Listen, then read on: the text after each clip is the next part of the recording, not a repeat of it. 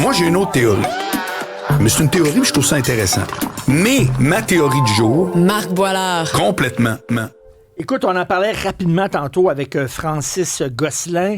Les Québécois, ce qui importe pour eux autres, c'est pas la laïcité, la souveraineté, les chicanes politiques, les prix de rue, etc.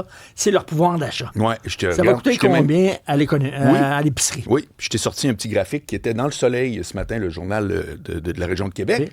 Où est-ce qu'on voit que, bon, alors, tu vois, ça, c'est toute la liste des le coût sujets. de la vie, 70%. Alors ça, tu vois, ils ont posé la question à des gens, les répondants pour le sondage, ou l'étude, appelle comme tu veux. Ils ont demandé, c'est quoi les 3 priorités pour la prochaine élection? Et 70% ont mis le pouvoir d'achat dans les 3. Après ça, c'est le système de santé, puis après ça, c'est l'accès au logement. Okay. Mais voilà. Mais normalement, Richard, d'une élection à l'autre, ce type de sondage-là, c'est la santé en premier. OK? Mm-hmm. Là, tu vois que vraiment, personne rêve. C'est pas un sentiment qu'il y a de l'inflation. C'est pas un sentiment que entre nos revenus puis nos dépenses, le couloir s'est rétréci, là. C'est vrai. Et je crois que, là, je vais faire une proposition, parce que c'est le fun d'être dans le chialage, mais je trouve ça plus intéressant d'être dans les propositions. Le gouvernement doit donner l'exemple. C'est-à-dire, et là, je m'inspire de l'arrêt Jordan, que je t'ai déjà parlé, que tu connais, puis que je vais repréciser pour ceux qui nous écoutent. Je crois que, et je pense réellement... L'arrêt Jordan, c'est si ça prend trop de temps, à un moment donné, là, à faire un procès... L'accusé, il est libéré. C'est fini. C'est 18 mois à partir du début, 18 mois ou d'autres selon les crimes, à partir du début là, de la mise en accusation. Parce que ça pouvait durer 10 ans. Ben oui. Bon. Ben moi, je pense que ça nous prend un arrêt Jordan en économie. Et je crois que le parti qui va dire, nous autres, si vous nous élisez, les 4 prochaines années, c'est un gel des dépenses. Et un gel des dépenses, Richard, j'entends déjà des gens qui disent, ouais, mais là, tu sais, il y a des affaires où on aurait besoin ou peu importe. Attends.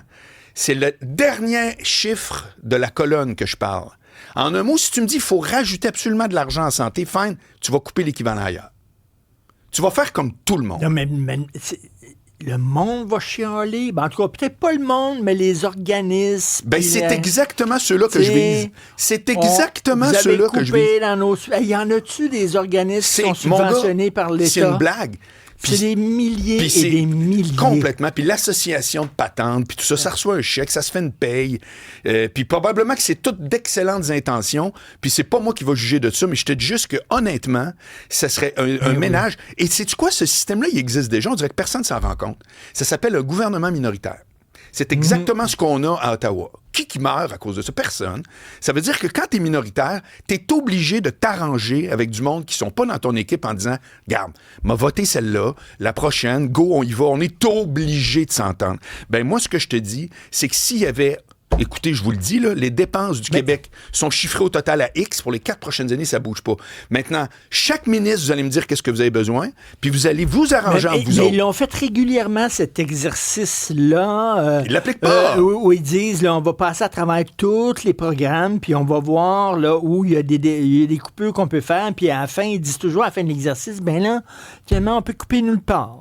C'est quoi le résultat des courses de chaque gouvernement tout le temps? On peut pas couper nulle part. Non, on les coupe pas. Nulle part. Exact. En France, là, moi, je suis ça tous les jours. En France, là, ils ont réussi finalement ils n'ont pas réussi à faire passer un budget, OK, un budget, juste pour dire l'argent va aller où, là. Puis il a fallu qu'ils passent par ce qu'ils appellent le 49.3 dans la Constitution, c'est-à-dire, ben, on vous le rentre dans la gorge parce que vous n'êtes pas capable. Ils sont pas capables. Ils ont un gouvernement où il n'y a pas de majorité. Ils sont pas capables. Il y a 2 affaires. Soit tu coupes dans tes dépenses, soit tu augmentes tes revenus. Oui, mais quand tu augmentes tes revenus, c'est quoi le réflexe? Augmenter les revenus, tu peux pas. Les gens sont taxés au max, imposés au max. Tu peux pas augmenter les revenus. Il reste une affaire, c'est couper les dépenses. Voilà. Ça fait que là, il faut que tu coupes. C'est que tu coupes où? Je te répète, quand la Cour suprême a décidé l'arrêt Jordan... Où tu coupes? Tu viens de le dire déjà en partant, il y a déjà un paquet, une myriade d'associations de ci, de ça. Je veux dire, à un moment donné, il faut que tu prennes des priorités. Les gens viennent te le dire, c'est quoi priorité? Fait que tu es conséquent avec ça. Comment on va faire pour qu'il y ait des salaires avec des dépenses, avec un logement qui est décent? C'est écrit là.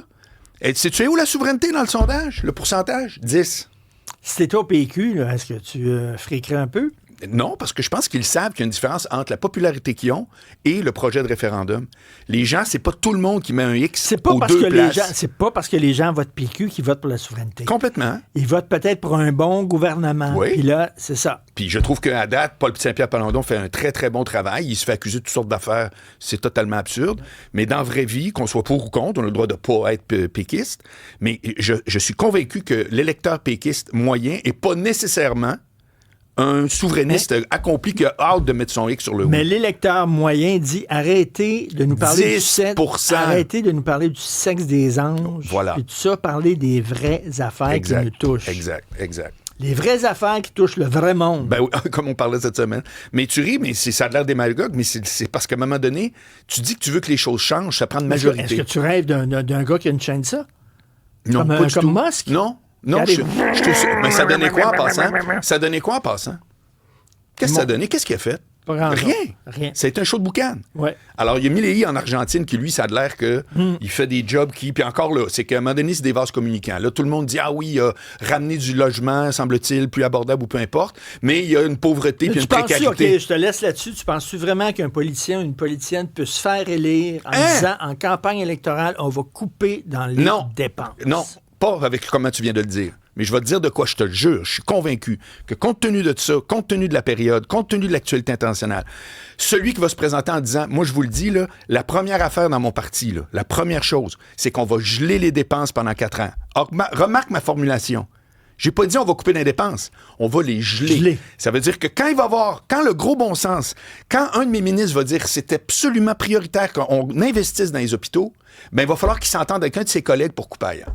Mais tu sais, on faisait rien que ralentir la hausse des dépenses. Tout ce qu'on faisait, c'est ralentir la hausse des dépenses, puis on disait austérité, austérité. C'était même pas de l'austérité. Je suis d'accord. On continuait à dépenser, mais on ralentissait la hausse. Puis là, tout le monde déchirait, pas tout le monde, là. Tout le temps les mêmes qui déchiraient leur chemise, austérité. Je comprends. Mais moi, ce que je pense, c'est que partout où il faut de l'argent, il y en aura, puis il va falloir couper ailleurs. Je vois pas en quoi c'est magique, mais j'entends jamais ça. Je suis convaincu que ça marcherait. Bon, ben écoute, présente-toi, on va voter pour toi. Autre. Laisse-moi donc avec le bon, la brute et le truand.